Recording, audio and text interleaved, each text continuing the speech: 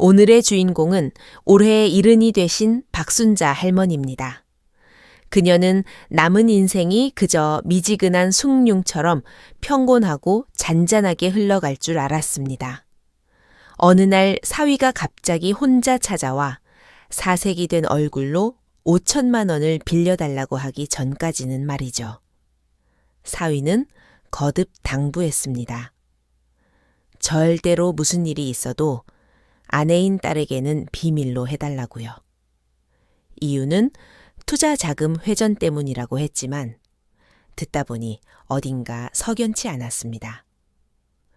평소 돌다리도 두드려보고 건너던 신중한 사위가 왜 갑자기 이렇게 큰 돈이 필요해진 걸까요?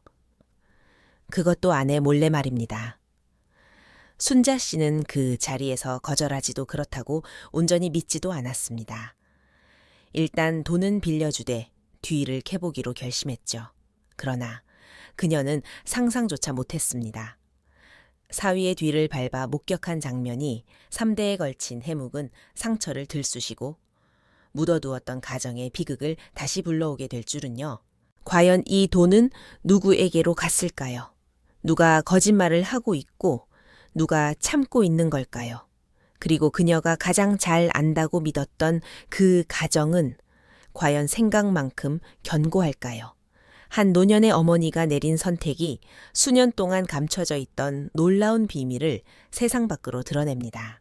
제 이름은 박순자 올해로 70입니다. 은퇴 후 저의 삶은 식어가는 보리차처럼 별맛은 없어도 목 넘김이 나쁘지는 않은 그런 날들이었습니다. 매일 아침 힙시면 어김없이 일어나 누룽지를 끓이고 과일을 깎아 뉴스와 함께 베란다 너머 떠오르는 해를 봅니다. 나이가 드니 자극적인 일에는 흥미가 떨어지고 골치 아픈 일은 딱 질색이 되더군요. 제 소원은 아주 소박합니다. 몸이 너무 빨리 고장나지 않는 것, 딸 지은이네, 식구가 평안한 것, 그리고 외손녀 소윤이가 구김살 없이 자라는 것, 딱 그 정도입니다. 그래서 그날 오후 사위인 민호가 혼자 현관문을 두드렸을 때 가슴 한 구석이 덜컥 내려 앉았습니다. 녀석의 얼굴은 파랗게 질려 있었고 입술은 바짝 말라 있었으며 눈은 며칠 밤을 꼬박 세운 사람처럼 퀭했으니까요. 장모님, 녀석이 억지 웃음을 지으며 저를 불렀습니다. 잠깐 들어가도 될까요? 저는 몸을 비켜 녀석을 들였습니다. 슬리퍼로 갈아 신고 거실로 들어와 소파에 앉는데 무릎 위에 올린 손이 미세하게 떨리고 있더군요. 따뜻한 차를 한 잔 내주었지만 녀석은 찻잔을 받아 들고도 마실 생각은 안 하고 만지작거리기만 했습니다. 저는 맞은편에 앉아 녀석의 얼굴을 빤히 쳐다보며 잠시 뜸을 들이다 물었습니다. 무슨 일인가? 안색이 영 안 좋아. 민호는 마른 침을 삼키며 단어를 고르는 듯 하더니 목에 무언가 걸린 사람처럼 힘겹게 입을 뗐습니다. 평소에도 과묵한 편이지만 이번엔 유독 말을 더듬더군요. 장모님, 오늘 찾아온 건 부탁드릴 게 있어서입니다. 정말 염치 없지만 방법이 없어서요. 제 미간이 살짝 찌푸려졌습니다. 혹시 돈 좀 융통해 주실 수 있으세요? 저 정말 급하게 쓸 때가 있어서. 저는 즉답을 피하고 그저 녀석을 응시했습니다. 민호는 고개를 숙인 채 제 시선을 피했습니다. 마치 제 눈에서 레이저라도 나오는 것처럼요. 얼마나 제가 물었습니다. 톤은 높지 않았지만 제법 차가웠을 겁니다. 녀석은 입술을 꽉 깨물더니 큰 결심이라도 한 듯 내뱉었습니다. 5천만 원입니다. 가슴 속에서 쿵 하고 무거운 것이 떨어지는 소리가 들렸습니다. 이 나이 먹도록 험한 세상 소식 모르는 바 아닙니다. 퇴직금을 사기당하거나 자식들 사업 자금 대주다, 노후 자금 날리고 요양원도 못 가는 노인들 이야기는 뉴스 단골 메뉴니까요. 5천만 원이 제게 천문학적인 돈은 아니지만 그렇다고 푼 돈도 아니었습니다. 더군다나 사위 강민호 대기업 엔지니어에 수입도 안정적이고 허튼 돈 안 쓰기로 유명한 녀석이 왜 갑자기 이런 큰 돈이 필요하단 말입니까? 무슨 일 생겼나? 제가 묻자 녀석이 황급히 고개를 들었습니다. 눈동자가 흔들렸습니다. 그게 투자 쪽에 잠깐 문제가 생겨서요. 자금 회전만 되면 바로 갚을 수 있습니다. 정말 잠깐만 쓰는 겁니다. 제 눈썹이 꿈틀했습니다. 무슨 투자 어디에? 제가 막무가내로 한 건 아니고요. 친구가 소개한 건데 수익이 괜찮아서. 근데 중간에 살짝 꼬여서 말을 할수록 녀석의 목소리는 기어 들어갔습니다. 제 마음속 수십 년간 다져온 초기 경고음을 울리기 시작했습니다. 장모님. 그리고 이 일 지은이한테는 절대 비밀로 해주세요. 녀석이 덧붙였습니다. 목소리를 잔뜩 낮춘 채로요. 지은이가 알면 엄청 화낼 거예요. 걱정 끼치고 싶지도 않고 오해 만들고 싶지도 않아서요. 저는 몇 초간 아무 말 없이 녀석을 쳐다보았습니다. 속에서는 이미 파도가 몇 번이고 치고 있었습니다. 구체적인 내용도 말 못하고 아내 몰래 장모에게 손을 벌려야 하는 투자라니요. 불길한 생각들이 스멀스멀 올라왔지만 겉으로는 내색하지 않았습니다. 저는 언제나 아들처럼 여겨온 이 반듯한 사위가 오늘 처음으로 낯설게 느껴졌습니다. 며칠 생각할 시간을 주게. 저는 단호하게 말했습니다. 민호가 다급해했습니다.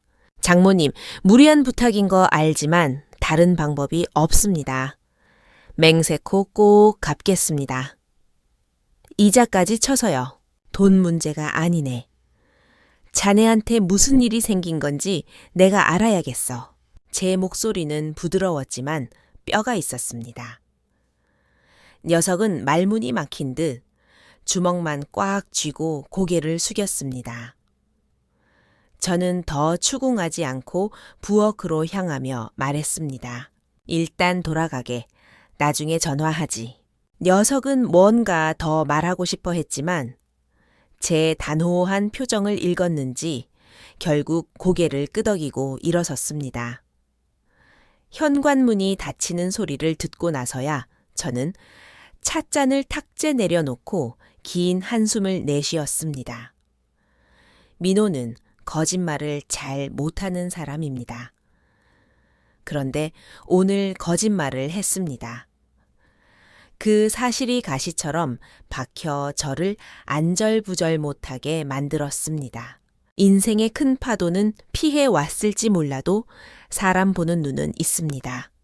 남자가 절박한 상황이 아니고서야 자존심 다 버리고 아내 몰래 장모에게 손을 벌릴 리 없습니다.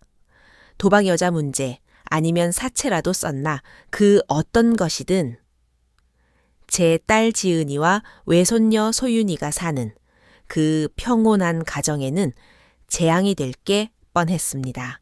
그날 밤 저는 민호의 흔들리던 눈빛과 떨리던 손을 계속 떠올렸습니다. 정말 투자 실패라면 왜 동료나 친구가 아니고 저였을까요? 왜 지은이가 알면 안 된다고 했을까요? 다음 날 아침 저는 사위에게 전화를 걸었습니다. 민호 서방, 어제 생각해봤는데 돈은 융통해 주겠네. 급하다고 했으니 오늘 점심때 은행에서 만나서 처리하자고. 수화기 너머에서 멈칫하는 기색이 느껴지더니 이내 다급한 목소리가 들려왔습니다. 저 정말입니까, 장모님. 감사합니다. 정말 감사합니다. 12시에 신분증 챙겨서 오게.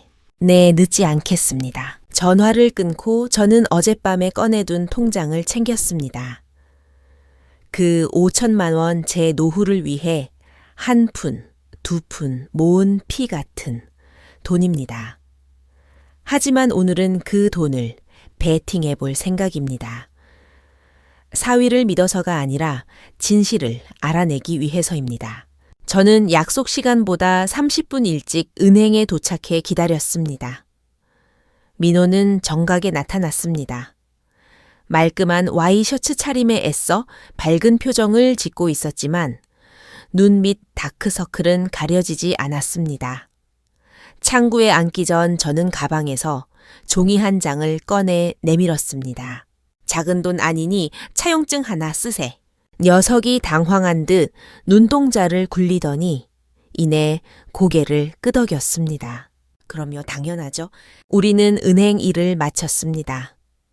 제 계좌에서 녀석의 명의로 5천만 원이 이체되었습니다. 민호는 통장을 갈무리하며 안도의 한숨을 크게 내쉬었습니다.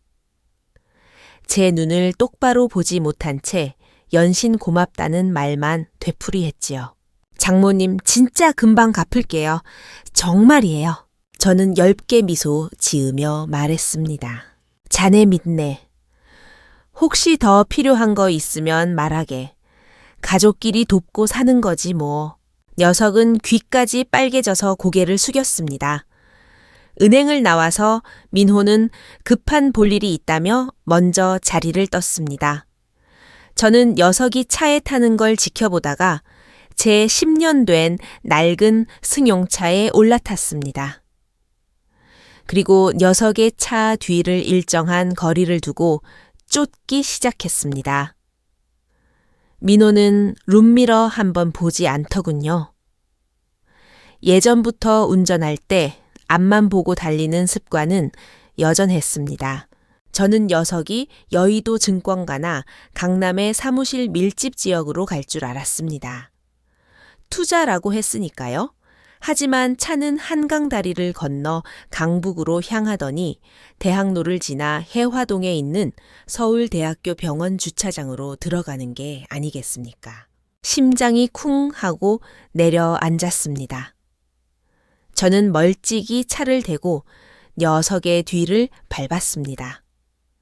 민호는 병원 로비와 복도를 지나 어린이 병동으로 향했습니다. 저는 평범한 할머니인 척 누군가를 찾는 척하며 느릿느릿 걸었지만 시선은 단 한순간도 민호의 등에서 떼지 않았습니다. 녀석이 들어간 곳은 소아암 병동의 한 병실이었습니다. 문이 반쯤 열려 있었습니다. 저는 조심스럽게 다가가 병실 문이 작은 유리창 너머를 엿보았습니다. 병실 안 7, 8살쯤 되어 보이는 여자아이가 털모자를 쓴 채 창백한 얼굴로 침대에 누워 있었습니다. 아이는 민호가 들어오자마자 눈을 반짝이며 환하게 웃었습니다. 아빠, 저는 그 자리에 얼어붙고 말았습니다. 그 아이가 누군지 단박에 알 수 있었으니까요. 민호가 제 딸 지은이와 결혼하기 전 이혼한 전처 사이에서 낳은 딸 혜은이었습니다. 결혼 전 민호는 이혼 경력과 아이가 있다는 사실을 솔직히 고백했었습니다. 당시 지은이는 사랑에 눈이 멀어 제 반대에도 불구하고 과거는 상관없다며 결혼을 강행했지요.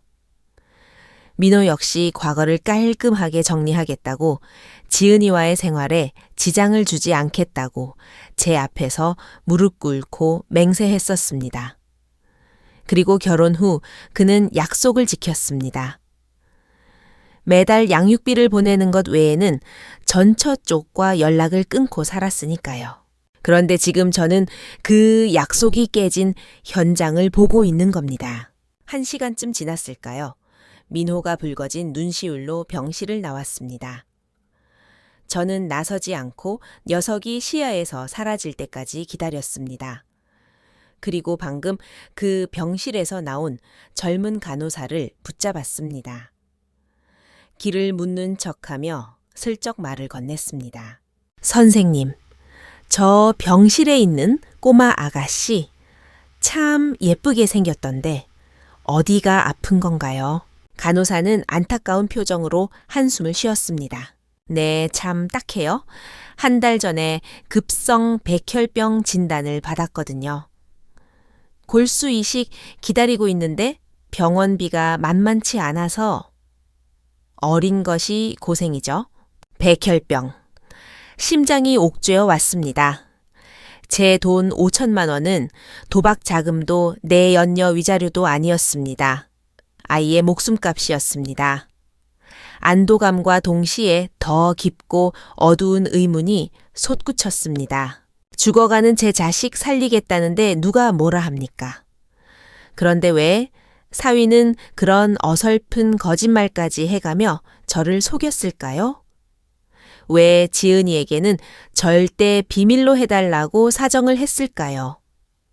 혹시 지은이는 이 사실을 까맣게 모르고 있는 걸까요? 아니면 아이 병을 핑계로 전처와 다시 얽히고 설키게 된 걸까요? 머릿속이 엉킨 실타라에 같았습니다. 일단 5천만 원으로 사람 속을 들여다보고 가정의 재앙을 막을 수 있다면 싼 값이라 생각하며 집으로 돌아왔습니다. 식탁에 앉아 식어버린 보리차를 바라보며 생각에 잠겼습니다.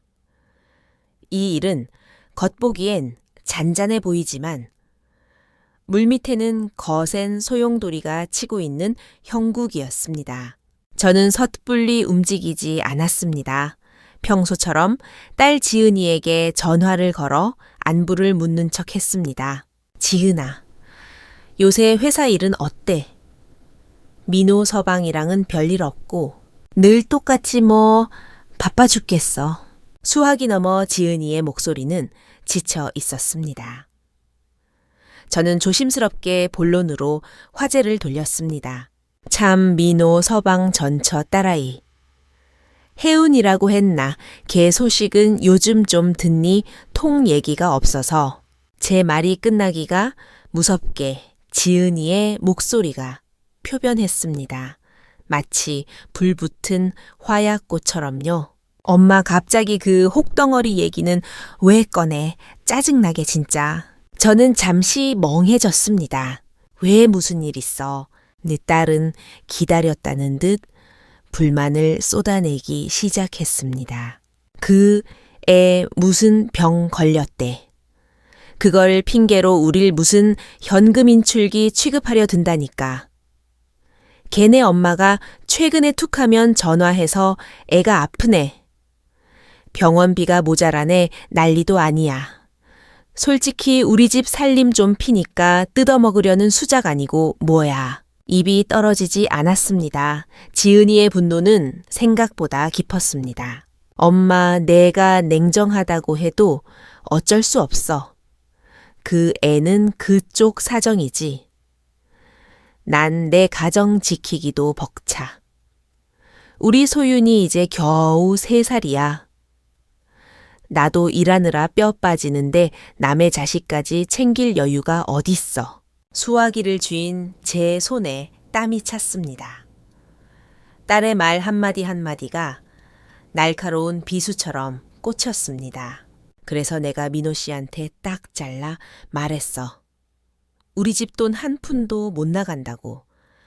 절대 안 된다고 으름장 놓았어. 제가 병원에서 본 것을 말하려던 입을 다물 수밖에 없었습니다. 지은이에게 흡혈귀 취급을 받는 상황에서 진실을 말했다가는 사위가 더 궁지에 몰릴 게 뻔했습니다. 그래, 네가 많이 힘들구나. 너무 예민하게 생각하지 마. 엄마가 내 맘을 어떻게 알아? 요즘 스트레스 때문에 미치겠어. 전화를 끊고 나니 맥이 탁 풀렸습니다. 저는 어미로서 내 딸의 상처를 제대로 모르고 있었다는 자괴감이 들었습니다. 그날 밤 저는 서재 책상 스탠드 불빛 아래서 사위가 쓴 차용증을 다시 꺼내 보았습니다. 일금 5천만 원 정. 반듯한 글씨체였습니다. 하지만 제 눈엔 그게 빈문서가 아니라 시험지처럼 보였습니다. 평생 정직하게 살아온 사위가 처음으로 거짓말을 적어 넣은 종이였으니까요. 저는 민호를 따로 불러내기로 했습니다. 다음 날 회사 근처 카페에서 만난 민호 앞에 저는 차용증을 밀어 놓았습니다. 그리고 제가 병원에서 본 모든 것을 담담하게 말했습니다. 투자 자금이 아니라 병원비더구나. 내가 자네 뒤를 밟았어. 서울대병원 소아암, 병동에서 자네가 해운이 손잡고 있는 거 다 봤네? 민호가 고개를 번쩍 들었습니다. 얼굴이 흑빛이 되었습니다. 장모님, 저 아빠라고 부르더구나. 저는 녀석의 눈을 피하지 않았습니다. 내 귀가 먹지 않았어. 이제라도 솔직하게 말해주게. 민호는 온몸에 힘이 빠진 듯 의자 등바디에 기대더니 깊은 한숨과 함께 고개를 끄덕였습니다. 죄송합니다. 속이려던 건 아니었어요. 정말 방법이 없었습니다. 저는 재촉하지 않고 기다렸습니다. 혜운이가 급성 백혈병입니다. 골수 이식을 해야 살 수 있어요. 당장 수술비가 급한데 지은이는 정말 모르는 건가 녀석이 씁쓸하게 웃었습니다. 장모님 소윤이 낳고 나서 지은이가 혜운이 문제에 극도로 예민해졌어요. 제 문자 내역 카드, 명세서까지 다 검사합니다. 법적으로 줘야 하는 양육비조차 아깝다고 난리를 쳐요. 혜운이랑은 남남으로 살라면서요. 제가 혜운이 보러 간다고 하면 집안이 뒤집어집니다. 소윤이한테 소홀하다고 딴 마음 품었다고 듣고 있자니 가슴이 답답해졌습니다. 그래서 나한테까지 거짓말을 하고 돈을 빌린 건가? 지은이 모르게. 네, 지은이랑 대화가 안 돼요. 이 문제에 있어서는 벽을 보고 얘기하는 것 같아요. 하지만 장모님, 민호가 고개를 들었습니다. 언제나 자신만만하던 눈동자의 깊은 고통과 슬픔이 서려 있었습니다. 혜운이도 제 핏줄이잖아요. 돈 없어서 치료 못 받고 죽어가는 걸 아비로서 어떻게 보고만 있습니까? 저는 잠시 침묵했습니다. 사위의 심정이 이해가 가지 않는 건 아니었으니까요. 하지만 저는 냉정해져야 했습니다. 김서방자네 마음 이해하네? 자식 죽는다는데 눈 안 뒤집힐 부모가 어디 있겠어? 하지만 부부 사이에 제일 무서운 건 돈이 아니야. 비밀이네. 민호가 입술을 깨물었습니다. 이번엔 넘어간다 쳐. 그 다음엔 혜운이가 완치될 때까지 계속 숨길 수 있을 것 같나. 나중에 지은이가 알게 되면 그 배신감은 어쩔 건가. 그때는 나까지 공범이 되는 거야. 이 늙은 장모까지 사기꾼으로 만들 셈인가. 아닙니다, 장모님. 절대 그런 뜻이 알아. 하지만 자네가 이렇게 미봉책으로 덮으려 할수록 나중에 터질 폭탄만 키우는 꼴이야. 이 돈 빌려준 걸로 하겠네. 대신 조건이 있어. 민호가 저를 바라보았습니다. 자네 입으로 지은이한테 사실대로 말하게. 당장은 난리가 나겠지만 더 이상 속이면 안 돼. 이 비밀이 길어질수록 자네 가정은 모래성처럼 무너질 거야. 민호는 한참을 고민하더니 무겁게 고개를 끄덕였습니다. 알겠습니다. 제가 말하겠습니다. 기회를 봐서 곧 얘기할게요. 저는 대답 대신 긴 한숨을 쉬었습니다. 가족 문제에서 가장 어려운 건 잘잘못을 따지는 게 아니라 누군가 먼저 용기를 내어 진실을 말하는 것입니다. 그날 저녁 저는 지은이에게 전화를 걸었습니다. 아주 평온한 목소리로요. 이번 주 일요일 점심에 다들 건너와라. 엄마가 갈비찜 해놓으마. 전화를 끊고 부엌에 서서 쌀을 씻으며 생각했습니다. 이번 일요일 점심 식사가 끝나면 이 가족의 모습은 완전히 달라져 있을 거라고요. 일요일 점심 식탁 위에는 김이 모락모락 나는 갈비찜과 잡채가 차려졌습니다. 소윤이는 거실에서 만화 영화를 보며 낄낄대고 있었고, 민호는 식탁 끄트머리에 앉아 시계만 쳐다보고 있었습니다. 지은이는 회사 일 때문인지 15분이나 늦게 도착했습니다. 엄마 미안해. 차가 너무 막혀서 지은이가 핸드백을 내려놓으며 앉았습니다. 제가 고개를 끄덕이자 민호가 국을 한 숟가락 뜨더니 숟가락을 내려놓고 입을 열었습니다. 여보, 나 할 말 있어. 장모님 앞에서 하는 게 맞을 것 같아서 지금 얘기할게. 지은이가 의아한 눈으로 남편을 쳐다봤습니다. 뭔데 분위기 잡고 그래? 민호가 마른 침을 삼켰습니다. 나 며칠 전에 장모님한테 돈 좀 빌렸어. 지은이의 표정이 순식간에 굳어졌습니다. 뭐라고 엄마한테 돈을 빌려? 5천만 원. 혜은이 수술비 때문에. 순간 거실의 공기가 얼어붙었습니다. TV 속 만화, 캐릭터들의 명랑한 목소리만 비현실적으로 울려 퍼졌습니다. 지은이의 얼굴이 하얗게 질리더니 눈이 동그랗게 커졌습니다. 당신 지금 제정신이야. 엄마 돈을 빌려서 그 애 병원비를 댔다고. 지은아, 제발 내 말 좀 들어봐. 혜은이가 백혈병이야. 지금 당장 수술 안 하면 듣기 싫어. 지은이가 식탁을 내리치며 벌떡 일어났습니다. 내가 분명히 말했지. 그 여자랑 그쪽 식구들이랑 엮이지 말라고. 내 말이 말 같지 않아. 우리 집 돈은 한 푼도 안 된다고 했잖아. 고함 소리에 놀란 소윤이가 소파 뒤에서 울먹이며 얼굴을 내밀었습니다. 저는 얼른 달려가 소윤이를 안고 방으로 들어갔습니다. 소윤아, 여기서 그림 그리고 있어. 할머니가 이따 맛있는 거 줄게. 아이를 달래놓고 다시 거실로 나오니 지은이는 분을 이기지 못해 씩씩거리고 있었고, 민호는 죄인처럼 고개를 숙이고 있었습니다. 저는 지은이에게 다가가 어깨를 잡고 앉혔습니다. 김서방한테만 뭐라 하지 마라. 내가 빌려줬다.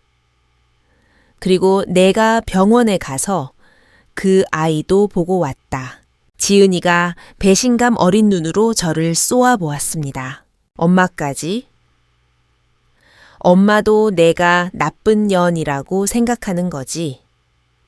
애가 죽어간다는데 돈 좀 안 준다고 독한 년 취급하는 거지.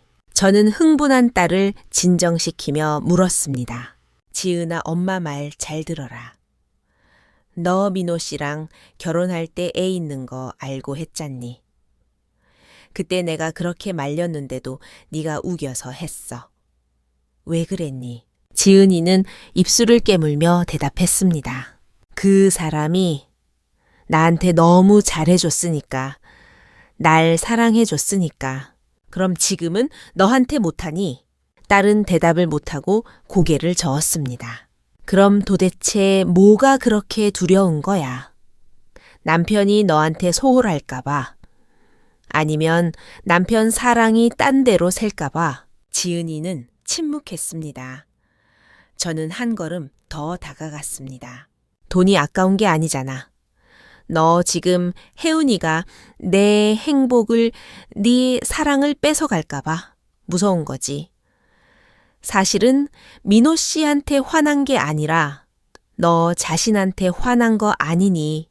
제 말은 딸의 가장 아픈 곳을 찔렀습니다. 지은이가 고개를 들었습니다. 눈에 그렁그렁한 눈물이 맺혀 있었습니다. 나 뺏기기 싫어? 소윤이 아빠잖아. 내 남편이잖아. 왜 반쪽짜리 아빠여야 해? 난 소윤이한테 완벽한 아빠를 만들어주고 싶단 말이야. 딸이 울음을 터뜨리며 무너져 내렸습니다. 엄마도 알잖아. 나 아빠 없이 컸어. 아빠 없는 서름이 어떤 건지 뼈저리게 알잖아. 내 딸한테는 그거 절대 안 물려줄 거야. 100% 온전한 아빠여야 해. 그 말을 듣는 순간 저는 망치로 머리를 얻어맞은 것 같았습니다. 내 딸 이제 40을 바라보는 이 아이의 내면에는 여전히 5살짜리 꼬마가 울고 있었던 겁니다. 저의 실패한 결혼, 무책임하게 떠나버린 전 남편의 망령이 30년이 지난 지금 제 딸을 괴물로 만들고 있었습니다. 기억은 30년 전 그 비 오던 겨울밤으로 저를 끌고 갔습니다.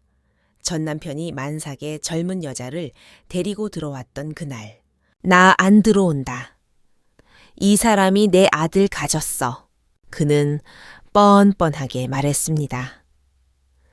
5살 지은이가 방에서 뛰쳐나와 아빠 바짓가랑이를 잡고 매달렸지만 그는 차갑게 아이 손가락을 하나하나 떼어냈습니다.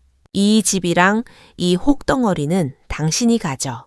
그게 마지막이었습니다. 그는 뒤도 안 돌아보고 나갔고 저는 당장 먹고 살 걱정에 울 겨를도 없이 일터로 나가야 했습니다. 하지만 지은이는 달랐습니다. 밤마다 고열에 시달리며 아빠 가지 말을 외치던 그 아이의 울음소리가 아직도 귀에 선합니다. 저는 흐느끼는 딸 앞에 쭈그리고 앉아 손을 잡았습니다. 지은아, 엄마가 미안하다. 거실이 조용해졌습니다. 민호도 놀란 눈으로 저를 쳐다보았습니다. 너 아빠 미워하는 거 안다. 우리 버리고 간 그 인간, 나도 사무치게 미웠어.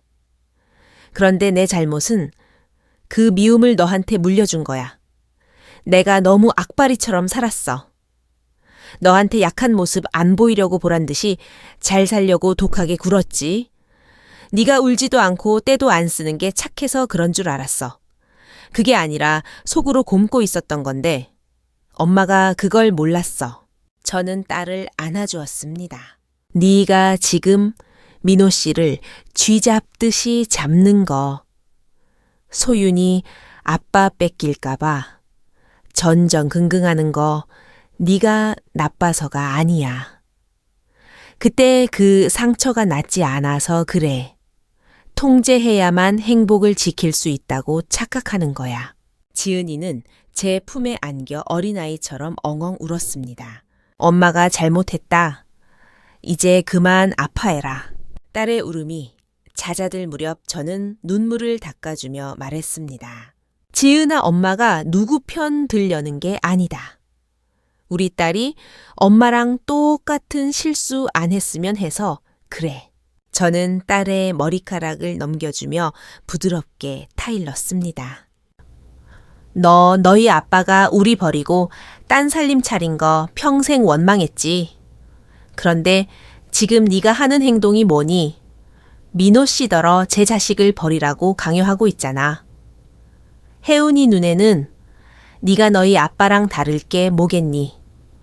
네 상처 때문에 또 다른 아이한테 상처를 주고 네가 제일 사랑하는 남편을 네가 제일 경멸하는 무책임한 아빠로 만들고 있잖니. 지은이의 눈동자가 흔들렸습니다. 한 번도 생각해보지 못한 관점이었을 겁니다. 자신이 피해자라고만 생각했지 가해자가 되어가고 있다는 사실을요. 내일 우리 다 같이 병원에 가자. 가서 혜운이 한번 보자.